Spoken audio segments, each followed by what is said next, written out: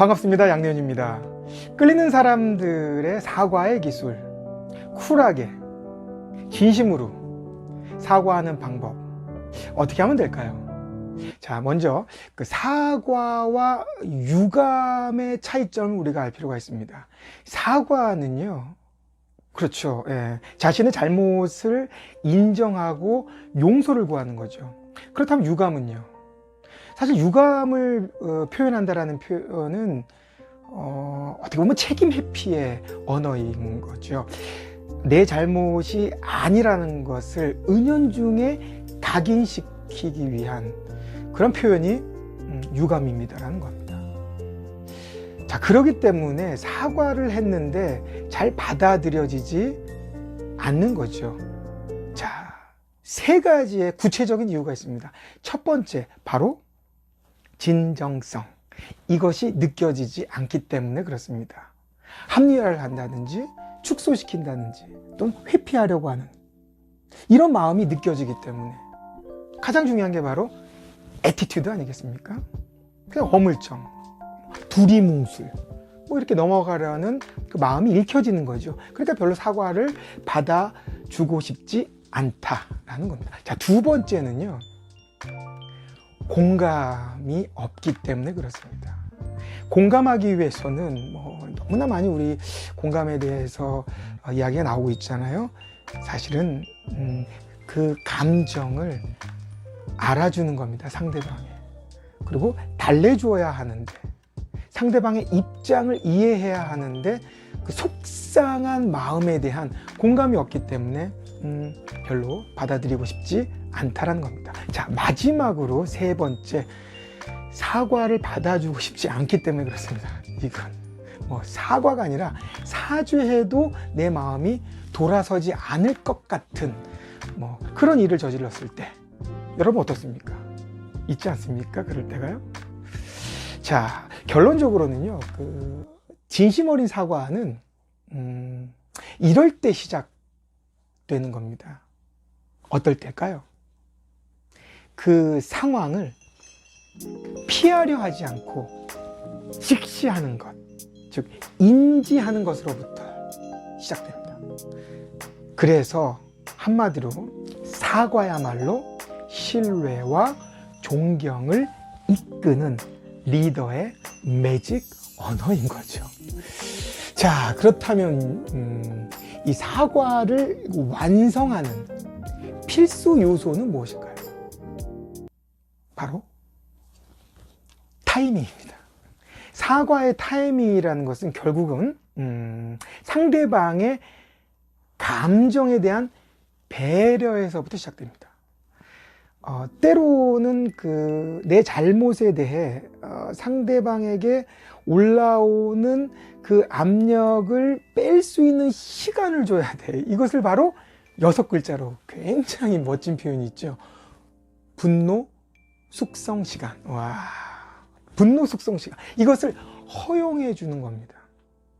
이 상태의 사과를 적절히 늦춰진 상태의 사과라고 하죠. 그리고요, 성급하게 사과하는 것, 이것은 빠르게 사과하는 것과 엄연히 다른 거죠. 왜 우리는 성급하게 사과하려고 합니까? 지금 이 상황이 불편해. 그래서 이 불편한 상황을 빨리 끝내고 싶어서, 미안해. 내가 잘못했어. 성급하죠. 자, 타이밍 중에 최악의 타이밍은 뭘까요? 그렇다면, 자, 단순히 그 사과의 그 시점이 늦은 것을 넘어서 사과 이외에 다른 방도가 없어서 어쩔 수 없이 하는 사과. 이때가 바로 최악의 타이밍인 겁니다.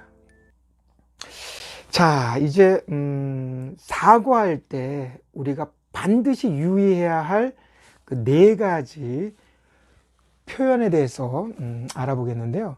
이 4가지만 우리가 유의해도 우리는 쿨하게 사과할 수 있습니다. 첫째, 접속사 사과죠. 미안해. 하지만 이거 안 된다는 얘기죠. 이런 얘기 우리 많이 하잖아요. 자, 두 번째는요. if, 즉 조건부 사과입니다. 기분이 상했다면 사과드립니다. 제가 무례했다면 용서해 주세요. 앞에 했다면 이 조건부죠. 자, 세 번째 유의해야 될 표현은요. 요거 많이 쓰죠. 수동태 사과입니다. 우리 보통 영어로 be 플러스 pp라고 얘기하죠. 실수가 있었습니다. 그러니까 내가 실수했습니다가 아니라 실수가 있었습니다. 즉 나는 가로 열고 가로 닫고 by me가 생략된 구문이죠. 그럼으로써 실수에 대한 책임을 회피하려고 하는 그런 알량한 속셈이 감춰져 있는 거죠. 자, 마지막으로요. 이거 많이 합니다. 또 you too, 너도 잘못했잖아 이거죠. 나만 잘못한 건 아니잖아. 너도 잘못한 부분이 있잖아. 이런 부분입니다. 너가 잘못했잖아. 나도 물론 잘못했지만 그런 얘기죠. 자, 사과의 기술의 핵심 요소가 있는데요.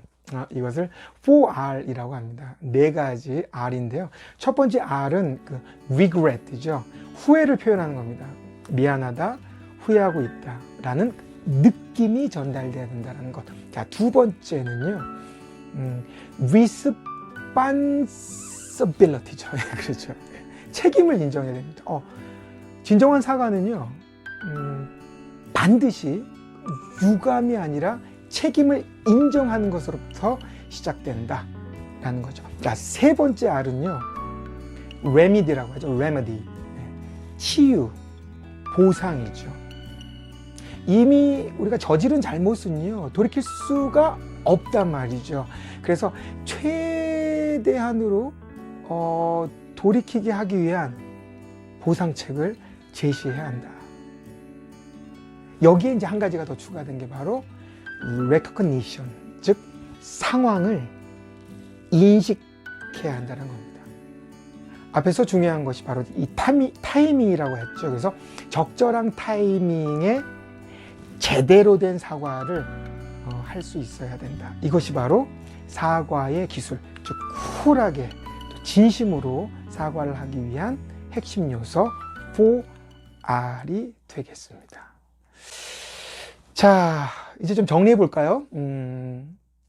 사과의 기술에는 뭐 여러 가지 마인드가 있습니다. 우리가 반드시 갖춰야 할 그 여러 가지 마인드 중에 한 가지만 꼽으라고 하면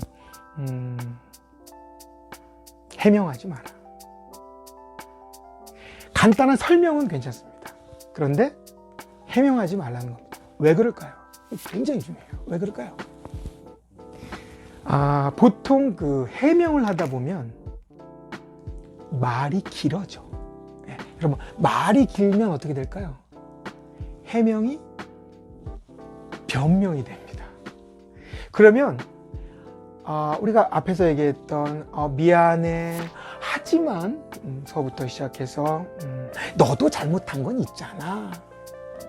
결국 안 하느니만 못한 그런 사과가 되죠. 자, 마지막으로요. 끌리는 사람의 그 사과의 기술에서 가장 중요한 것은 사과의 주체가 누굽니까? 바로 나, I라는 겁니다. 그래서 사과할 때에 우리가 표현해야 하는 문장의 주어는 누구? 바로 나여야 됩니다. 나, 너, you로 사과의 문장이 만들어지면 사과를 받는 상대방은 방어를 하려고 합니다. 즉 사과를 별로 받아들이고 싶지 않는 그런 마음이 생긴다는 겁니다. 자, 결론입니다. 끌리는 사람은 결국 이 리더의 언어를 쓰는 사람인데요. 이 사과의 기술의 핵심은 두 글자로 진심, 세 글자로 그 내용을 진정성 있게 전달해야 된다는 것. 결국 네 글자로는 관계 회복. 나의 잘못으로 여러분 이 뒤틀린 관계를 어떻게 해요? 사과함으로써 제자리로 돌려놓는 것이죠. 그렇기 때문에 사과야말로 존경과 신뢰를 받기 위해서 갖춰야 할 가장 중요한 리더의 언어인 겁니다. 기억하십시오. 사과하십시오.